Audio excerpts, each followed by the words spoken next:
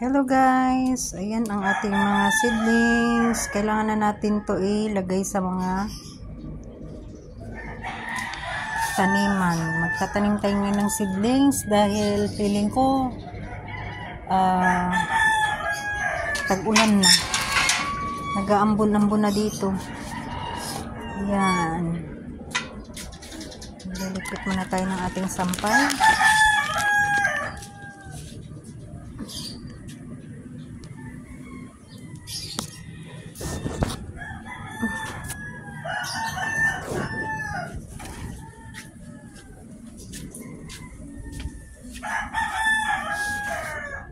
Yan, nilipitin na natin sampay natin. Tapos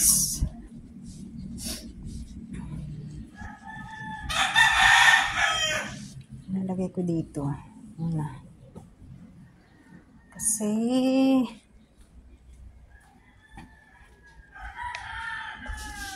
wala pa yung ating manager, hindi pa nadating. Kaya wala pa tayong paghainan ng pagkain. So, ayan guys, share ko lang sa inyo. Yung aking lokban dito, maliit lang siya, pero hinog na to,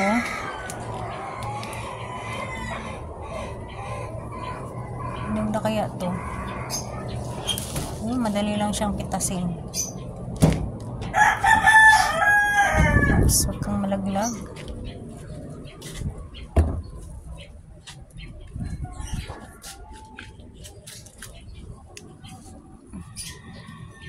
Hindi ko kaya siyang pitasin lahat kasi pag napitas lahat hindi namang nakain. Tapos meron pa dito. Dali lang siyang makakuha. Konting ano mo lang, kuha na agad siya. Daming bunga guys,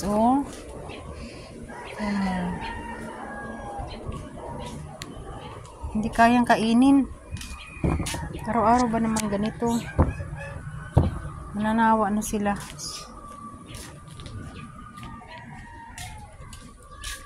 So, dito sa likod guys, bala ko sana dito lagyan ng mga halaman gulay dito sa gilid-gilid, kasi mataba yung lupa niya, puro ipot ng manok. Kaso nga lang, paano ka ba naman makakapagtanim dyan?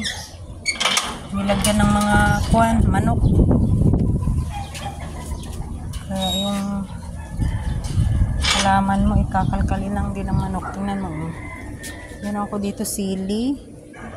Yan kamatis, lilipat ko na yan siya sa malaking paso. Tapos ito, sili din, Tapos ito yung aking pataniman ng mga seedlings. So dito, itatanim ko dito ay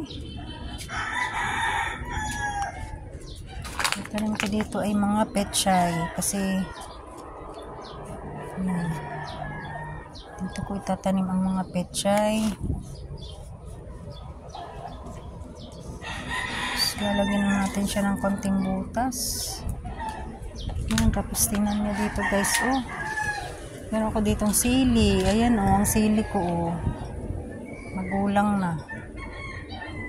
Tingin ko na lang kaya siya. Ayan, may maraming bunga siya, Alam nyo, nilagyan ko lang siya ng mga yung mga shells ng itlog.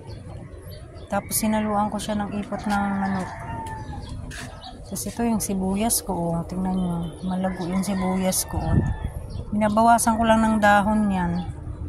Tapos ito, siguro ito ay kalabasa. Ayan, yan, hindi ko alam kung saan ko ilalagay ito, kasi nung nagtanim ako ng kalabasa dun, sa aking tree house, madami sanang kalabasa dyan. Kaso nga lang ay inano ng manok. Sayang, dami pa namang bunga. Tingnan mo. Alam nyo guys, yung mga balat ng gulay, ay abono yun sa ating mga halaman. Yun, pinapabulok ko lang yung Tapos siyempre, pag tinapon ko dito, may mga buto-buto ng mga kalabasa. Ayan, tumubo siya. Diyan ko tinatapon yung mga ng kalabasa. Tapos itong talong ko, tingnan mo, kakaawang talong na sobrang ng sobrang init ba naman. Feeling ko taniman ko na lang siya ng panibagong talong. So, ang dami kong mga tinanim dito, mga similya, hindi man lang tumubo, pati yung mga talong. Yan, dami na kayong bunga, ha. Dami niyang bulaklak, ito, dapat lagi siyang nadidiligan. Tapos, yun, naggulang-gulang na siya. Yung mga, sanga niya, pinutulan ko lang, bago, tumubo na naman siya ulit ng mga dahon. Kala ko nga makakalbo na, So, ang dami kong gustong itanim dito, guys. Kaya gagawin lang natin dito, nalalagyan natin siya ng butas. Bubutasan lang natin. Kailangan hindi masyado siyang, yung butas niya maliit lang, tapos hindi masyado siyang nakausli lang ng konti. Kaya ko to siya nilagay dito dahil para hindi maano ng manok.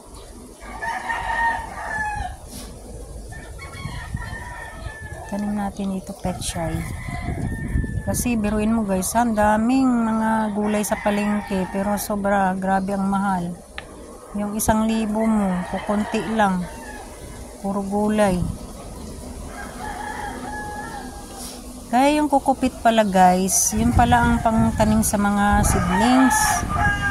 Yun. Dati kasi ang pinagtatanim ko ay yung ipa ng palay, pero 50-50. May nabubuhay, may hindi.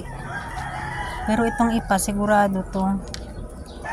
Ayan, lalagyan ko lang siya ng konting butas. Bubutasan ko lang siya ng konti. Tapos ilalagay natin yung buto dito. Tapos ang pagdilig nito guys, spray lang para hindi tumalsik yung mga buto nito. Sprayan lang natin.